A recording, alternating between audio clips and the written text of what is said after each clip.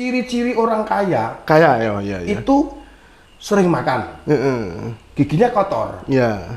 Lah kalau giginya bersih, itu kan orang miskin, nggak pernah makan.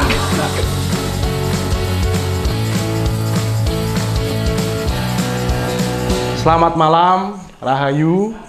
Masih di channel Terminal Mendut dalam acara Ubo Rampe. Di sini ada Agus, pemain pengrawit, pemain gedruk.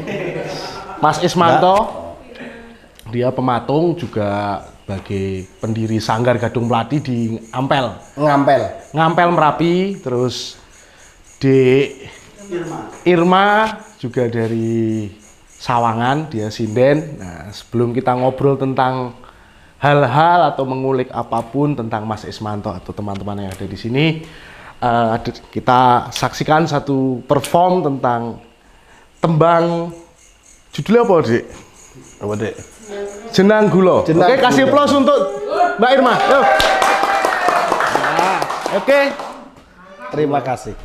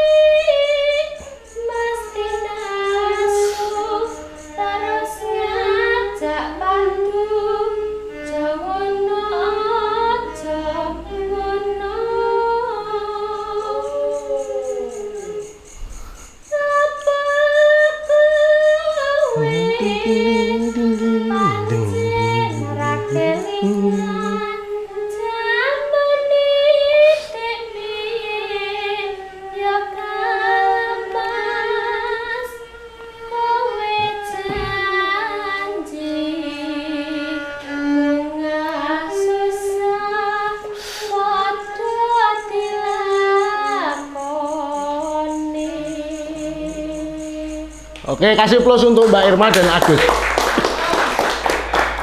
Ngik. Kok raset teh? Mas iki. Iya. Anu tembang Dandang Gulo iki ketoke tentang perjuangan yo. Perjuangan, percintaan, kerinduan. Nah, wah, keren iki Mbak Irma. Rindu, sering rindu. Tentang kerinduan dan enaknya itu, Mas, buat ngenggar-enggar penggalih. Nah, iya. Nah, kembali nih Mas Ismanto ini sebagai pendiri Gadung Mladi dan pemahat patung, mungkin bisa bercerita nih proses kenal dengan Lima Gunung, proses dengan Pak Tanto, terus sampai ke hari ini dan melewati berbagai event, tantangan apapun. Monggo Pak Mas, bisa berbagi di channel Terminal Mendut ini. Siap. Ya. Jadi dulu sekitar lebih dari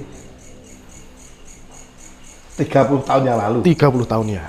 Itu belum ada Lima Gunung waktu itu. Oh, Mas Ismanto kenal Pak Tanto malah sebelum ada komunitas Lima Gunung sudah. Iya, waktu itu kan. Benar ini. Ya, saya kan pengrajin, saya juga ngelukis, juga matung. Waktu itu saya dengar-dengar nama Pak Tanto, itu katanya sering membeli karya-karya seni. Iya. Lalu saya membawa patung kecil sama lukisan kecil. Lalu saya mau mertamu nawake karya maksudnya. Terus ada orang yang baru baca koran. Saya tanya, Pak, badhe tanglet punapa Pak Tanto wonten dalem? Orang itu yang bawa koran itu bilang baru keluar pergi. Tunggu saja itu. Lalu saya tunggu ya sampai 1-2 jam. Tapi nggak pulang-pulang. Karena waktu itu ya kondisi saya memang miskin yang di bawah standar. Di bawah minus ya? Sangat banget. Nah, miskin saja belum itu? belum. Miskin saja belum. Miskin itu kan ada yang dimakan, ada yang tidak ya. Saya tuh ngeri lah pokoknya waktu itu. Tapi akhirnya saya pulang. Saya pulang, nggak bisa menjual patung dan lukisan karena mau menunggu Pak Tanto nggak pulang-pulang. Gitu ya? Ya, terus saya ketemu Pak Tanto ini pas sekitar tahun 2000. Ya. Itu sebelum tahun 2000 pernah ketemu juga. Jadi tahun 2000 itu ada pernikahan Untung. Sumber. Oh, Sumber. Anaknya Pak Bambang Santoso. Anaknya Pak Bambang Tutup Ngisor. Pak Depo Ajek Tobdoyo. Ya. Waktu itu saya dipasrai dekorasi pernikahannya Untung. Jadi pernikahan Untung itu aneh, lucu. Jadi itu kan kebetulan si Ika itu Katolik, jadi pernikahannya itu ada pemberkatan di gereja Sumber waktu itu. Nah itu saya dekor, lalu Romo Kirjito waktu itu sama Pak Tanto dikasih ide untuk dengan memakai kostum Anoman. Romo Kirjito pakai kostum Anoman. Anoman padahal. Dan Romo Kirjito mau itu. Mau, Pak. Jadi pakai jubah. Tapi yang di sini tuh pakai apa itu namanya? Kulo Anoman, ya, Pak. Ada ekornya juga. Jadi Romo Kirjito saat itu ada ekornya. Jadi mungkin filosofinya kemungkinan kan Anoman itu kan pamomong. Iya. Pamomong, jadi dia menjaga Sinta dari Rama kan. Iya. Gitu. Jadi waktu itu heboh karena sempat headline ya beritanya ada di Jakarta Post, ada di Kompas, banyak di media. Karena saya buat semacam tandu, tapi tidak tandu yang biasanya. Jadi bambu lebarnya itu ada sekitar 3 meter, terus ke belakangnya sekitar 4 meter. Iya. Saya susun terus digotong, yang gotong itu dengan kostum Grasak. Grasak. Ya, jadi para penonton, Grasak itu tarian khas Merapi, kostumnya pakai topeng raksasa itu. Kalau masyarakat pegunungan bisa dibilang buto, kostumnya buto tapi topeng kayu itu. Namanya Grasak. Lanjut. Nah, itu lah waktu itu kan saya sempat saya kan iri waktu itu. Ada temen dari Jepara yang pentas di sana, padahal mereka waktu itu enggak ikut buat dekorasi atau apa, langsung pentas. Kan saya iri karena saya membuat dekorasi, saya membuat tandu, saya sampai lelean beberapa hari. Akhirnya saya muncul ide, lalu saya dengan berpakaian putih-putih layaknya seorang pemimpin agama Hindu. Nah, saya berdoa dan saya tampil di depan. Doanya apa, Mas? Jadi kan sebagai Hindu itu keyakinan Mas Ismanto apa? Saya Katolik. Katolik. Iya. Terus dengan kostum Hindu itu doanya doa Katolik atau doa Hindu? Bukan, saya doanya tidak Katolik juga tidak Hindu. Tapi apa sih? Karena saya yakin Tuhan itu tahu. Oh iya gitu. Tuhan tidak pernah tidak pernah membeda-bedakan agama. Nong ati apa, Mas? Nong ati ndongane apa? Nyuwune piye? Keselamatan. Ming minta keselamatan. Tuhan, saya mohon keselamatan perjalanan prosesi dari gereja sampai tutup Ngisor ini kan sekitar 1 kilo. Padahal di Tandungan ini. Dan banyak kesenian di situ. Lalu waktu itu ada almarhum Pak Waskito nari di sungai, kan melintasi sungai. Nah, saya sama Pak Tanto dijoroke nyemplung neng kali saya. Terus ketemu nih Pak Tanto ini tadi agak terputus, ketemu nih Pak Tanto. Itu dalam peristiwa pernikahan Untung itu kan ada panitia. Pak Tanto ada di dalamnya. gitu. Dimintain ide-ide yang Baru ketemu cemerlang. Pak Tanto. Ketemu ayo Pak Tanto. Setelah itu setelah nikahan ya. Iya. Nah, itu tadi kecemplung tadi saya jadi masuk Jakarta Pos. Wah, cemplung kali. Padahal Sungai ya. Iya, padahal ya ora bagus. Tapi mungkin kreatif ya. Di Mas Ismanto ini nggak bagus tapi bejo. Ya. Gitu. Bejo tetangga saya. Jadi next ya, Ya selanjutnya. next, oke. Selanjutnya itu ketemu Pak Tanto lagi pas 2001. Ya. Itu ada gelar budaya di Sumber. Tempatnya Romo Kurjito. Saya juga dipasrai dekorasi dengan alami. Piye carane nggawe dekorasi tanpa ngetoke duit. Lalu apa? Saya membuat dekorasi berbulan-bulan, Gitu. gelar budaya. Ketemu Pak Tanto lagi di situ. Lama-lama kan saya ingat dulu itu waktu saya ingin menjual lukisan Ya, patung. dan patung, Heeh. itu orang yang membaca koran itu ya Pak Tanto itu. Oh, jadi pas Mas Ismanto ke sini ke Mendut nih, Iya. tanya sama yang baca koran. Oh. Yang baca koran itu katanya Pak Tanto pergi. Pergi, suruh nunggu. Ternyata yang baca koran itu mah Pak Tanto sendiri. Iya, Pak Tanto. Jadi Pak Tanto bilang Pak Tanto pergi, tapi yang bilang Iya. Pak Tanto itu sendiri. Gitu. Mungkin karena salah saya agak memperkenalkan diri ya. Apa potongannya Mas Ismanto agak mencurigakan atau gimana sampai Pak Tanto nggak mau ngaku? Dulu saya gondrong ya. Gondrong ya. Dan kumuh lah. Sendalnya apa Mas? Jepit apa slop apa? Dijamin sendal jepit. Jepit. Tapi kalau saya sendal jepit kan biasanya sendal jepit itu kan hanya dari plastik atau karet. Kalau saya ada logamnya. Logamnya? Iya. Oh, pernah melecet Mas? Enggak dom kancing di bawahnya toh. Oh gitu. Oh Iya. jadi. Kan Oh wis bayanganku sendalnya ki logam kabeh kene jebule ki Oh. disandet dom ngono.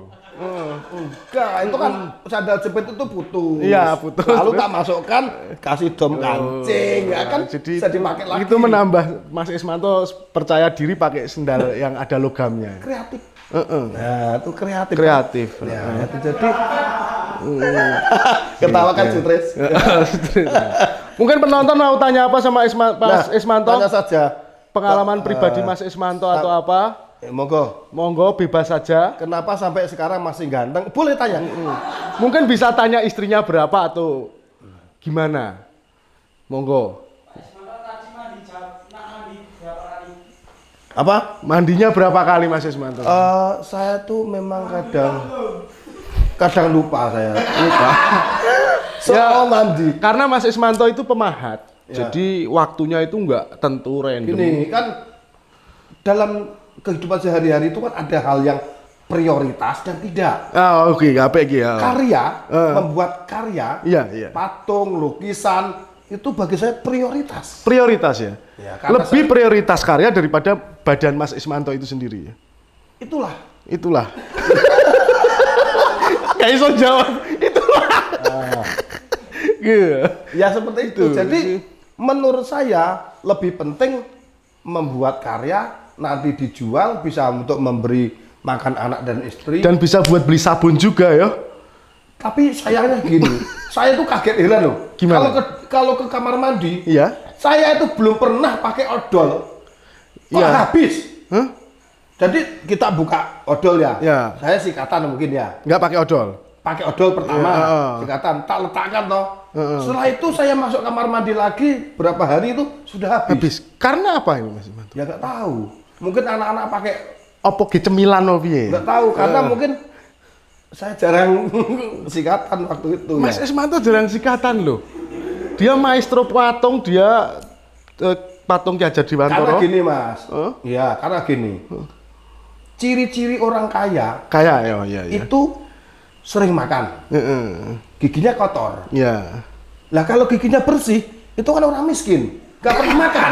Nah, saya supaya dilihat seperti orang kaya, Iya. biar giginya Kotor. kotor. Ini bedane Mas Ismanto karo boyo kok. Nah, Mas Ismanto mangap ini duduli manuk. nah itu, Gitu ya Mas. itu Jadi nek orang kaya itu giginya kotor, kotor karena orang miskin giginya bersih, bersih karena jarang makan gitu. nggak pernah makan. Mau kotor apa? Nggak ada yang ngotorin. Berarti sekarang Mas Ismanto sudah kaya ya karena giginya kotor. Tepuk tangan untuk Mas Ismanto, sudah kaya. Yang dulu miskin saja belum, sekarang sudah kaya. Alhamdulillah saya juga senang Mas Kayak Ismanto. kotoran itu. Kayak kotoran. Pengalaman unik Mas Ismanto dengan Lima Gunung atau dengan Pak Tanto, pengalaman paling unik yang menggelitik, jengkel, terus tapi yo anyel, terus pokoknya rasa campur aduk pengalaman yang paling unik Lima Gunung yang sampai sekarang Mas Ismanto masih ingat apa Mas? Gini ya, Lima Gunung ini kan banyak seniman dan seniwati. Iya. Sementara Pak Tanto itu tamunya juga banyak. Yang merasakan saya merasa jadi jengkel itu kan kayak itu loh, kepingin Turun nang dada nih. bukan. Itulah lagu. Iya. Apa itu istilah yang tangan tak sampai itu apa? Apa kok tangan tak sampai? Maksud hati memeluk. Meluk gunung apa daya tangan tak sampai? Iya itu loh. Gitu. Lah, Iya kan apa Mas? ngerti wong ayu-ayu aku ora berdaya. Duh, Kan galau saya. Kose. Sebentar Mas Ismanto. Nek ngerti wong ayu kan nggak harus di Lima Gunung ya. Iya. Mungkin di mall, Iya. terus di pecinan itu juga bisa ketemu wong ayu. Ya. Apa yang membedakan ayune di Lima Gunung dan ayunya orang kepethuk ayu wong Ya biasa kan gini, di Lima Gunung ini kan sudah menjadi seperti keluarga. Iya. Jadi kita akrab. Wong ayu-ayu ini sudah saling sapa. Tapi kan cuman saling sapa. Sebentar Mas, Kalau di Lima jalan kan Gunung kita hanya di Lima Gunung itu cewek atau wanita yang paling aktif saat ini kan ada Mbak Endah, ada Mbak Nungki, ada kok Mbak Nungki kok terus ketawa kenapa? Mbak Nungki, ini Mas Ismanto ketawa Mbak Nungki. Ada Mbak Lira. Kira-kira yang paling mengganggu ingatan Mas Ismanto siapa di antara? saya rasa semua ya. Semua. Mbak Endah. Iki sampean Dan mereka Mas juga- Ismanto mengagumi Dan sampean. mereka itu nggak merasa bersalah. Nggak merasa salah sampean. Nggak pernah merasa bersalah kalau mengganggu saya. Karena sampean nggak pernah diganggu ya, berharap diganggu terus ya. Enggak, maksudnya kan kecantikannya itu mengganggu pikiran saya sehingga saya nggak bisa tidur. Gitu. Nah, tapi mereka kan nggak tahu, nggak pernah pengertian, Iya, terus nggak pernah pengertian. terus masuk Mbak Indah ya orang ngerti ya. Apalagi Mbak Endah. Kita kan sudah lama sama Mbak Endah berteman. Sudah Tapi kayak kan keluarga ya. cuman batin kan. Batin ini piye saiki pumpung ono Mbak Indah apa Kan jujur Mas? Mbak Endah itu kan seperti Najwa Shihab. Masih di acara mata kaki. Gitu. Mat Moto Iwa. Sekarang saya mah justru punya ide pengen mengulik tentang Mas Ismanto sing menungso gitu, sing bukan seniman, pemahat atau apa, justru sebagai Mas Ismanto sing manusia, sebagai termasuk tadi ada kejujuran tentang mengagumi wanita apa, dari itu akan sangat menarik Mas Ismanto. Nek Mbak Endah kayak mata Najwa ya. Ya. Heeh. Juga mengganggu pikiran nih Mas Ismanto. Pernah bayang ke opo melaku bareng dolan bareng Nggak sama Mbak? mungkin. Kok Saya nggak? pasti secara tidak langsung atau langsung orang saya dipermalukan. Kok dipermalukan? Lah, Mbak Endah tinggi, saya apa pendek.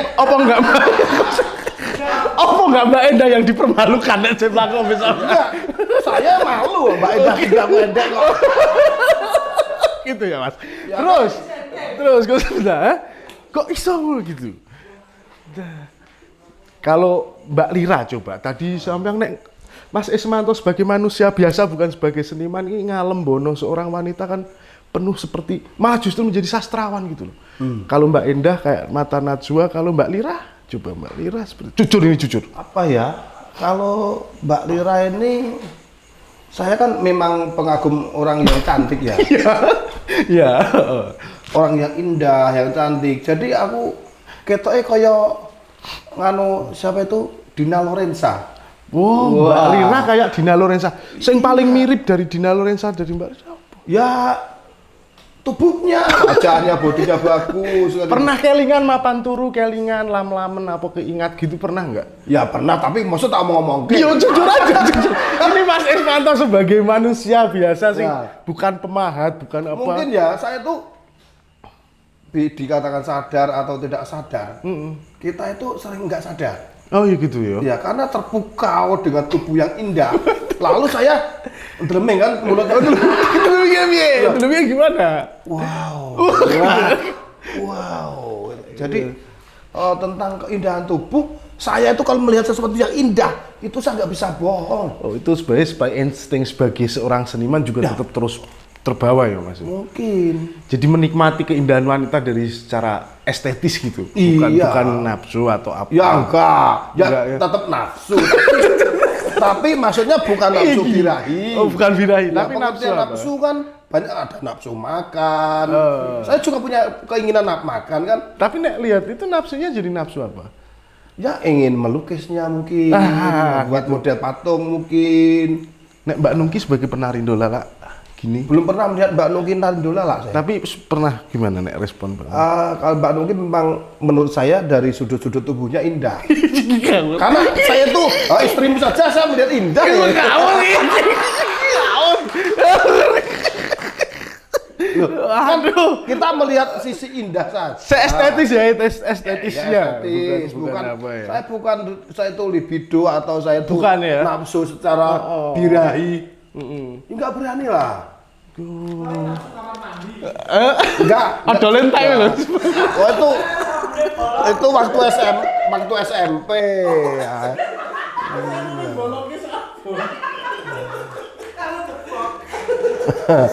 Loh. Indah, Mas Ismanto indah dan menginspirasi tentang kejujuran, tentang Mbok cerita apa saja Mas Ismanto sebagai Mas Ismanto membayangkan wanita. Saya itu cita-cita saya itu dulu pengen punya istri penari. Penari. Iya. Mbak Mur mungkin bisa dilatih nari. Kan istri saya itu nari arma emas, umi ngono. Nari apa ora Mas gitu. Ayo. Arep adus ora Mas? Nari itu. Aming kuwi. Nah suruh joget ya mungkin angel ya. Kok enggak pengen punya istri pelukis, pematung atau guru atau Enggak mungkin lah. Saya tuh kan memang saya dilahirkan dari 5 gunung kan. Iya. Dari Pak Tanto, dari teman-teman saya sering masuk media, nama saya dikenal, lalu banyak orang yang mengenal saya, lalu saya sering diundangi pameran-pameran di galeri, lalu saya punya masukan secara ekonomi lumayan bagus. sedikit Ya. Membantu mengangkat Sangat membantu karena mengangkat perekonomian. iya, karena saya rasa jauh banget perubahan dari dulu ya. Dari saya sebelum menjadi seniman, waktu masih buruh itu sama sekarang jauh beda. Sekarang karya-karya saya banyak yang koleksi dengan nilai yang fantastis lah menurut saya. Pengalaman Mas Ismanto menjual patung itu paling masih sampai sekarang dengan buat patung di mana dengan harga berapa? Pernah karya saya ditawar sekitar 750 juta. 750. 900 juga pernah. 900 juta. Pernah, Itu ya. karya apa Mas patung? Karya instalasi. Instalasi. Ya, jadi patung tapi banyak gitu. Jadi nilai segitu nggak begitu fantastis menurut saya karena secara material paling tidak satu karya itu 3 truk. Iya, materialnya juga banyak, sementara pembuatannya juga lama. Pemesanan paling fenomenal menurut Mas Ismanto di mana dipesan di mana dipasang di mana? Pernah di Italia seorang geolog geologi ya. Kuwi sing Jenengannya apa? Wong sik sok nenggon gunung lah, tentang ke gunung apian apa itu mengoleksi karya saya. vulkanologi. Bukan geologi. Geologi. Iya. Itu vulkanologi di Italia sana. Ada terus ada di tengah di Tahiti sana juga ada karya saya. Tahiti ngerti ra lho? Hawaii. Awan. Hawaii itu deket Pinusan. Turun. Ini ada mana? Seno ya. Iya, sih. Turun lagi. Jauh aku. Naik. Itu. Ya. Itu jadi pemesanan di luar negeri. Ya. Paling berkesan sama Lima Gunung, terus pemesanan apa itu Mas Ismanto. Sing paling ngrentes atine opo? Gentes itu sedih itu. Sedih opo? Wah, loro-loro opo ngono. Ini kan tadi 700 nih, 900 juta, 750 sing yo harga enggak bukan nominal uangnya tapi Iya. karya dipesen terus kok mungkin ada sistem sing agak sedikit mengecewakan apa sing ning apa perjuangan Mas Ismanto sing apa keloro-loro gitu. Saya rasa setelah gabung ini saya karena ada pemahaman tentang bagaimana kita bisa merubah dari kesedihan atau petaka atau mungkin itu kerugian atau apa itu menjadi sebuah sesuatu yang positif.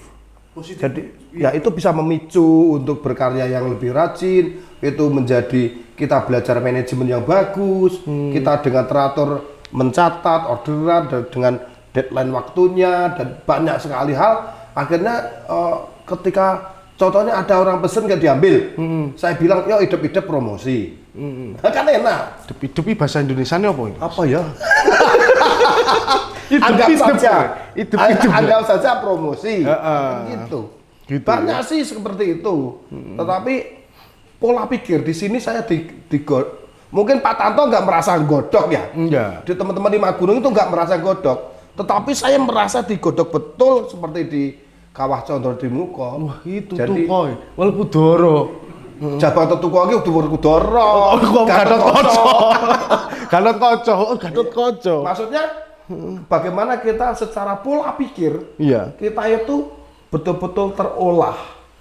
Proses penggodokan Mas Ismanto mengatakan digodok atau dimasukkan di Kawah Condro di Muko oleh Pak Tanto itu apa saja mungkin bisa dikisahkan sama ya dalam contohnya apa, detail apa Pak Tanto seperti apa dengan Mas Ismanto? Karena Kawah Condro di Muko di sini saya artikan bukan sesuatu hal yang panas atau menyakitkan, yang suatu ruang atau suatu tempat atau apa, tapi suatu suasana yang membuat saya menjadi punya pola pikir yang beda.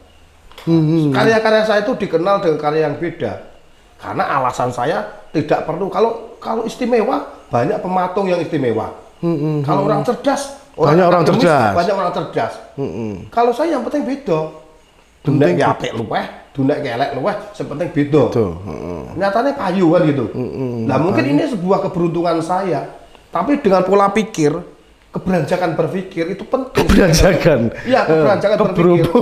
Iya, itu penting banget dalam hidup karena kita bisa merasakan pahit itu enggak menjadi pahit lagi. Getir tidak menjadi getir lagi. Pedih tidak menjadi pedih lagi. Coba saya nggak punya anak istri, pasti saya ngenger neng kene. Ini kira-kira Pak Tanto mau nggak nek dingengeri Mas Ismanto? Mau nggak Pak dingengeri Mas Ismanto? Mau? Gelem ora ya, Pak? Ya kalau mau cari ilmu ya, piye carane merayu atau dengan cara ya toko nyapu, popo anggap saja dadi kirek kan nggak apa-apa. Berangkat. Iya, Pak. Iki pematung. Pertanyaannya, Pak. Ini tadi Mas Ismanto nek nggak punya anak istri mau ngenger di sini. Tadi Mas Ismanto juga cerita pertama ketemu Pak Tanto, terus bercerita proses di Lima Gunung dan lain-lain Pak Tanto. Ya rumah sini kan dari dulu tempat untuk orang tidur 3 hari, tidur seminggu, tidur atau mampir 5 jam, 1 jam kan nggak ada sistem yang pakem toh, ya, seperti sekolah seminggu, seperti pesantren. Sini kan memang tempat orang lewat, namanya aja terminal. Tujuannya sendiri-sendiri. Tentu saya merespon itu ya semampu saya menyesuaikan para tamu. Nah, ini kan dulu juga lewatnya tamu, hanya kok tamunya kok kebablasan sampai 25 tahun. Pak Riyadi kok kebablasan sampai 21 tahun misalnya. Sampai itu akhir kan, hayat. Ya, itu kan tidak direncanakan, tidak ada SD 6 tahun, TK 2 tahun, ya jodoh lah. Iya, Pak. Kalimat yang terkenal di Lima Gunung itu, kalau kita sampai mengerjakan sesuatu, jadinya patung, jadinya museum, jadinya Anjam Piani, jadinya podcast, jadinya apa saja kan dulu kita nggak pernah bercita-cita. Kok festival Lima Gunung kok malah di Wonosobo, di danau. Festival Lima Gunungnya kok di pusat pesantren, di Pati dan di tempat Cak Nun dan sebagainya dan sebagainya. Saya kira ini sudah terlanjur, tapi yang paling penting di dalam keterlanjuran dan di luar cita itu, setiap ada acara kita mencoba melakukan dengan banyak perhitungan, kerja keras, tenanan, dan terutama menikmati.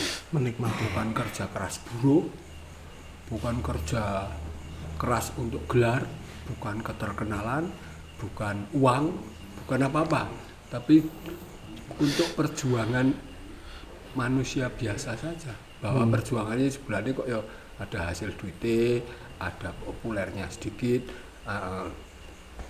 punya kenalan luas, bisa main di Bali, Aceh, main di Vietnam dan sebagainya, yaitu hasil yang di luar ekspektasi gitu. Kalau ekspektasi nanti banyak kecewa. Kecewa ya, Pak. Berharap ini. Kebanyakan orang kan berharap dapat duit, berharap terkenal, pentasnya sukses. Tapi harapan kayak gitu ya ramang ditakoni kabeh sak dunia, pitik aja punya harapan. Cecak unta jaga. Pak Tanto, nek merespon Mas Ismanto ini kan temanya lagi ngulik tentang Mas Ismanto. Ini nek merespon Mas Ismanto, Pak Tanto. Ya, saya percaya pribadi kekuatannya Pak Sitras itu kayak apa. Dan saya alhamdulillah saya berinteraksi dengan Pak Sitras dengan ciri khasnya begitu. Iya. Pak Padi, ya kalian bisa hayati sendiri bedanya Pak Sitras dengan Pak Padi. Jono begitu, Pak Ipang begitu, Doko begitu. Kurang dan lebihnya kan itu kekuatan pribadi dan tidak bisa dirubah. Saya nggak punya tendensi untuk merubah. Justru kekuatan yang unik dan bermacam-macam itulah kekuatan yang memberi kekayaan warna.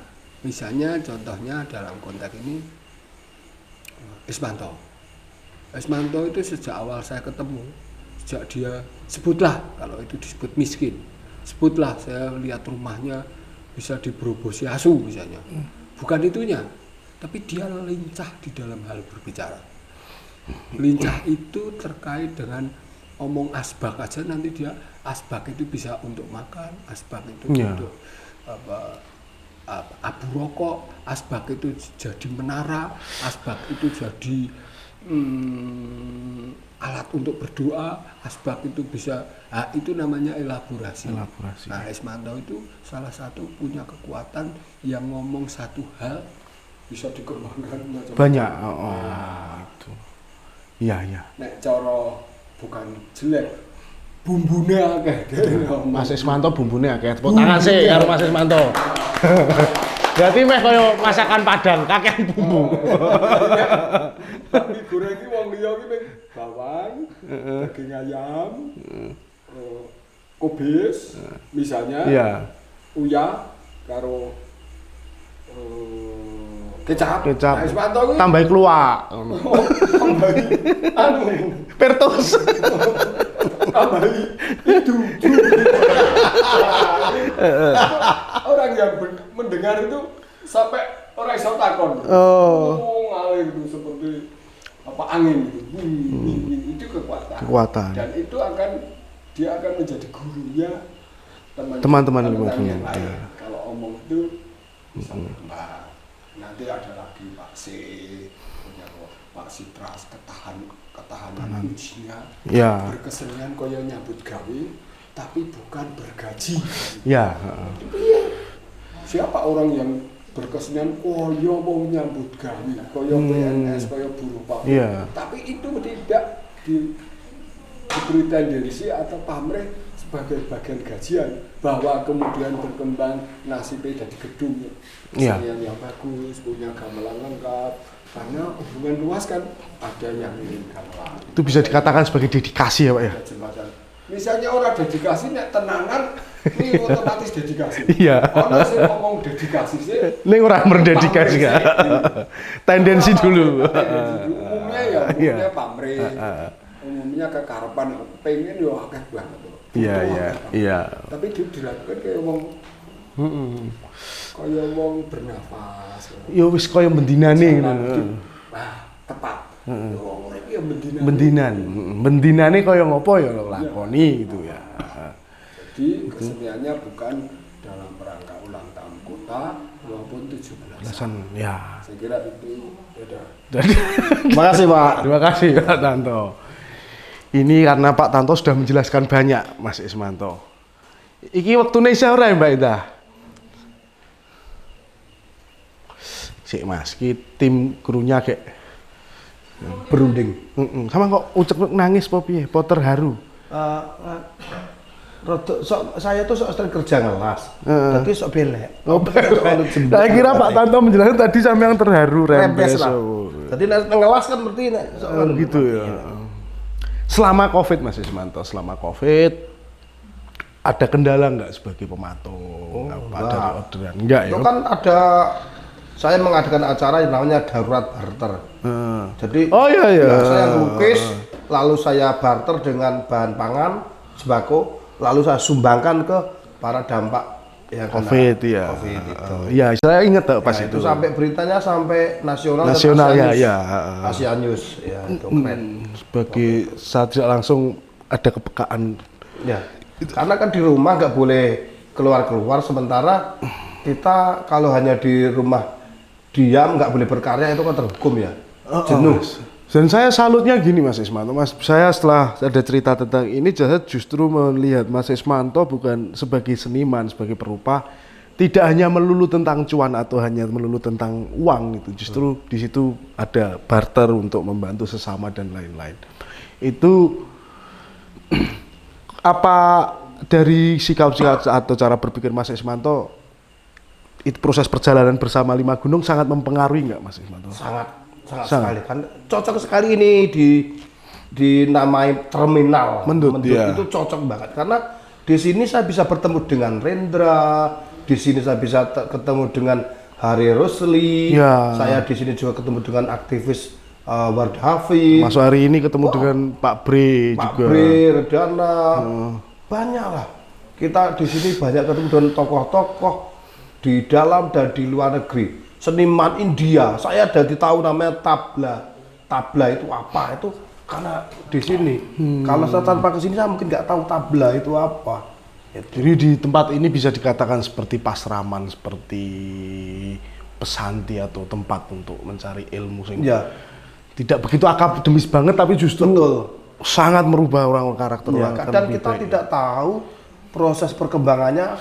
Maksudnya itu secara rinci, kalau anak sekolah itu kan ada kelas 1, kelas 2, kelas 3, kurikulumnya ini. Tapi kan di Lima Gunung ini, tahu-tahu saya dianggap, wah kamu tuh punya nama loh, Mas Ismanto. Kalau kita pergi nonton pameran lah, saya kenalan, Mas kenalan. Oh, sopo sih orang ngerti kowe. Nah itu. Ismanto ya. Ismanto, Semarang, Solo, Jogja, Surabaya, Bandung, Jakarta. Nah itu keuntungannya yang saya rasakan kan gitu. Merasa, tapi Mas Ismanto dari sekian perjalanan merasa menjadi besar atau punya nama besar atau seperti apa Mas Ismanto setelah sampai ke hari titik ini? Kalau saya bahagia saja. Maksudnya saya sederhana. Secara ekonomi saya diuntungkan itu saja. Gitu ya? Iya. Sisi lain estetika dan sebagainya itu orang lain menilai. Ya. Tetapi anak istri saya, anak saya bisa sekolah, dapat sarjana, terus ya bisa bangun rumah dan sebagainya. Itu kan dari sisi ekonomi. Iya. Jadi sisi ekonomi sangat membantu. Itu ya. Diuntungkan. Itu karena terminal itu ketemu dengan orang banyak dan menjadi hubungan atau link. Yang dimana itu bisa menjadi konsumen dan sebagainya. Gitu ya. Oke, untuk pemirsa di Terminal Mendut Channel, kita sudah mengulik tentang Mas Ismanto dari sisi tentang sebagai pemahat, terus dia sebagai tokoh Lima Gunung, sebagai pengalaman masa lalu sebagai sing miskin saja belum, gitu. Jadi miskin saja belum. Nah, terus sekarang sudah terangkat perekonomiannya, tambah teman di setiap pameran sudah kenal dan lain-lain. Mungkin semoga ini kita sharing ini berguna bagi semua pemirsa di Terminal Mendut Channel dalam acara Ubo Rampe. Nah, mungkin suatu kesempatan lagi bisa kita ngobrol-ngobrol lagi kan. Iya. Di Terminal Mendut ini kan. Iya, kapan saja kita bisa ngobrol. Menarik sekali. Saya di sini juga host pocokan, Mas. Keren sekali. Bukan sebagai host terminal, pocokan, Mas. Semoga semoga kita tetap dipocok terus. Nanti untuk tanda tangan minta Mbak Indah tanda tangan saja loh Mas. Amplopnya nggak usah. Amplopnya nggak usah, isinya. Oke. Mbak Indah tanda tangan nanti Mas Ismanto sama Mbak Indah ya. Heeh. Dia nggak butuh amplop, tapi butuh isinya. Isinya ya amplop. Oke, terima kasih, semoga berguna untuk sharing-sharing ini hanya obrolan omong kosong. Apabila saya Mas Ismanto ada perkataan yang sedikit sara atau sedikit lancang dan lain-lain, saya minta maaf. Saya mewakili Terminal Mendut, saya mengucapkan terima kasih dan like, subscribe, jangan lupa klik loncengnya. Terima kasih.